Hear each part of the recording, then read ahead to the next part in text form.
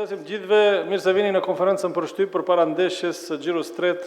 UEFA Conference League, Shkëndija përballë skuadrës polake Jagiellonia, me ne shefi stafit teknik Jeton Beqiri dhe mësfueshori Arbin Zenullajt, gatshëm të përgjigjen pyetjeve tuaja. Kemi analizuar kundërshtarin, bisedot me një skuadër që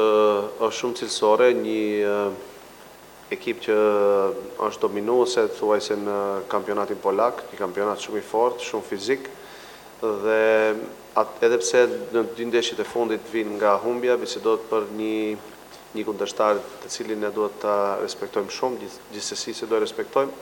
por zakonisht në Shkup tregojmë lojra të mira, si në kampionatin vendor ashtu edhe në Europë, kështu që shpresoj që me angazhimin maksimal futbollistëve, duke respektuar kundërshtarin, edhe pse sipas meje ato kanë rolin e favoritit në letër, besoj që mund dalim me rezultat pozitiv fund ndeshjes. Atmosfera në ekip është shumë e mirë, pasi që është privilegj për të gjithë ne që të përfaqësojmë Shkëndijën, të përfaqësojmë veten në grupet e Conference Ligës. Kundërshtarin pak a shumë e njohim, pasi që kemi analizuar këto ditë që kemi pasur bashkë si ekip. Janë ekip i fuqishëm, janë ekip fizik, dhe ne duhet t'ja kthejmë me vrapim dhe shpresoj që në fund dalim me rezultat pozitiv. Unë mendoj se do jetë një ndeshje e cila do dallojë nga kundërshtari i Irlandës që ishte Shelburne, për shkak se mendoj që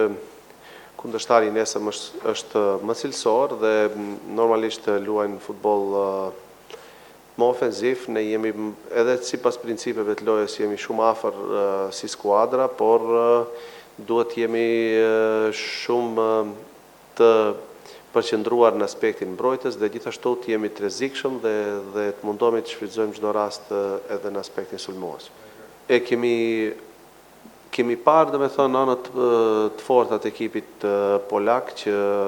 ka një mesfush dhe një sulm shumë agresiv edhe në aspektin e tranzicionit pozitiv janë skuadër e cila është rrezikshme. Ka një stil loje që është shumë më i parafort me ne në krahasim me stilin që kishte ekipi i Shelburnit. Normalisht na duhet një skuadër e cila do vrapoj në mënyrë të jashtëzakonshme, do të jemi shumë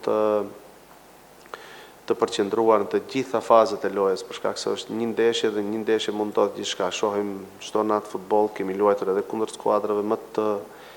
forta dhe kemi arritur që të fitojmë, kemi luajtur edhe kundër skuadrave që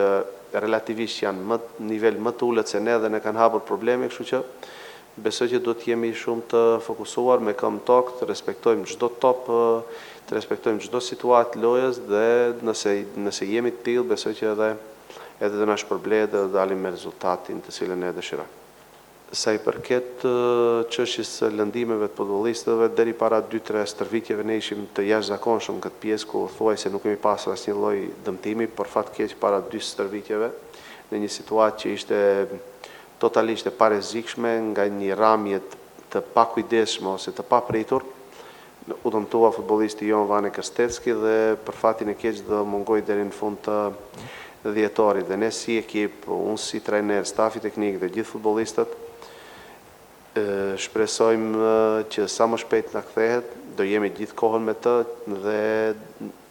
është shumë e rëndësishme një futbollist i karakterit të tillë dhe i cilësisë të tillë të jetë me ne sa është e mundur më shpejt, por futbolli i din këto gjëra dhe besoj që edhe gjitha ekipeve u ndodhin që her pas here të humbin nga një futbollist të rëndësishëm. Normalisht tash edhe futbolli në përgjithësi është më shumë vrapim dhe normalisht kush do arrijë që të fitojë duelet në mesfush, kush do arrijë që të vrapojë më shumë, që ta kërkojë fitoren më shumë, besoj që në fund do dalë i kënaqur. Mendoj që përfarësia fizike është në anën e polakëve, për shkak se edhe futbollin në ligën e tyre kanë më shumë fizik se futbollin tonë, por ne do bëjmë një sforcë të madhe që të përgjigjemi në aspektin fizik, për shkak se ne shumë mirë dimë që në futbollin modern disa gjëra vendosen edhe në aspektin e vrapimit, edhe në aspektin e fitimit të luftimeve në mes fush, në mbrojtje apo edhe në sulm, kështu që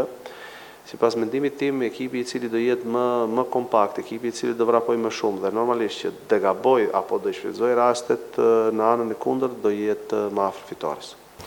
Njërë në rrath parë i falenderoj për përkrahjen që na japin gjithmonë.